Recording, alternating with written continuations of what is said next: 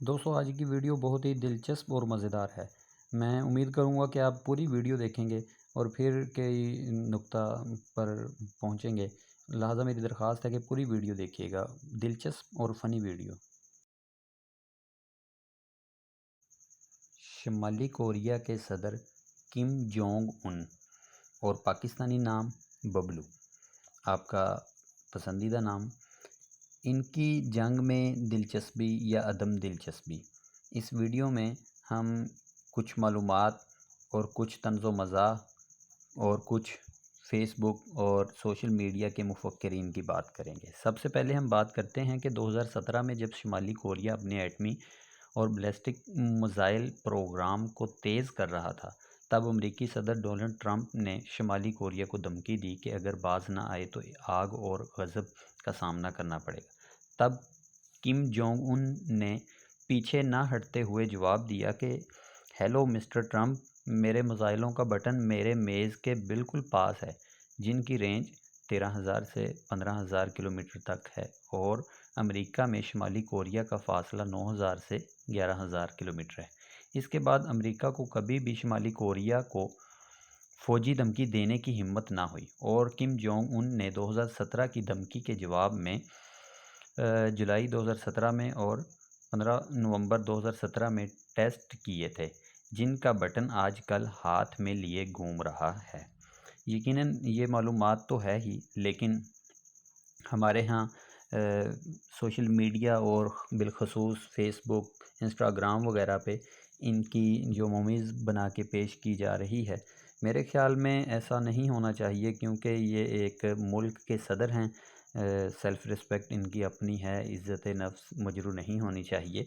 लेकिन इस वीडियो में मैं कुछ मालूमात के साथ साथ कुछ अपना तबसरा, अपनी ज़हनियत और समाज में एक बदलता हुआ रुझान जो है वो आपके सामने रखना चाहता हूँ। सोशल मीडिया पर एक दिलचस्प तंज़ जो है वो गर्दिश कर रहा है इन शुमाली कोरिया के सदर के हवाला से कि दुनिया के मुख्तलिफ़ खितों में जंगें हो रही हैं, मगर बबलू को जंग में कोई दिलचस्पी नहीं, ना ही इससे कोई जंग के लिए बेताब नज़र आता है। हमारी ज़हनी तरबियत चूँकि अस्करी अशराफिया ने एक ख़ास तर्ज पर की है, तो हम वक्त लड़ने मरने को तैयार रहते हैं। ये कहा जा सकता है कि अगर हम एक जंग पसंद समाज हैं, यानी हम जंग चाहते हैं, हमारा हीरो का तसव्वुर भी एक जंगजू का है। हम अरबों, तुर्कों और वस्त एशियाई अक़वाम के इस माजी को अपना समझ के बहुत याद करते हैं, यानी जो लोग जंगजू हैं उनको हम याद करते हैं। जब हम यानी वो पूरी दुनिया पर बज़ोर शमशीर हुकूमत करते थे, तलवार के ज़ोर पर हुकूमत कर रहे थे, तो हमारे बाज़ उलमा किराम ने हमारी ज़हनी हालत के पेश नज़र हमें बाज़ पेशन गोइयों के ज़रिए बड़ी उम्दगी के साथ ये चीज़ें सारी हैं जो पेश की हैं, एंगेज कर रखा था। लेकिन कोई हमें ये नहीं बता सकता कि जदीद दुनिया में ताकत का तसव्वुर पहले जैसा नहीं रहा अब। अब ताकत सिर्फ़ इस बात से नहीं मापी जा सकती कि कौन कितनी जंगें लड़ सकता है। लेकिन हमारे ज़हनों में अब भी यही है, बल्कि इस बात से भी कि कौन ऐसी पोजीशन में है कि इसके ख़िलाफ़ जंग छेड़ने से पहले दुश्मन कई बार सोचे। जोहरी दौर के सियासत इस उसूल पर कायम है, जब किसी रियासत के पास ऐसी सलाहियत मौजूद हो कि जंग की सूरत में दुश्मन को नाकाबिले बर्दाश्त नुकसान पहुँचा सके। ये आप स्क्रीन पर भी देख रहे हैं, तो ये सारे नुकसानात ही हैं जो नाकाबिले तलाफ़ी नुकसानात होते हैं। तो बराहे रास्त जंग से गुरेज़ ही अक्लमंदी समझी जाती है। इसलिए ये कहना कि किसी मुल्क से कोई जंग नहीं लड़ रहा, लाज़िमन इसकी कमज़ोरी की अलामत नहीं होता। बाज़ औक़ात ये इस बात की अलामत भी होता है कि इस जंग की कीमत बहुत ज़्यादा है। ताकत का एक पहलू ये भी है कि आप ऐसी सूरत हाल पैदा कर दें जिसमें आपके ख़िलाफ़ जंग छेड़ने की हिम्मत ही ना हो, या जैसा कि शुमाली कोरिया के सदर।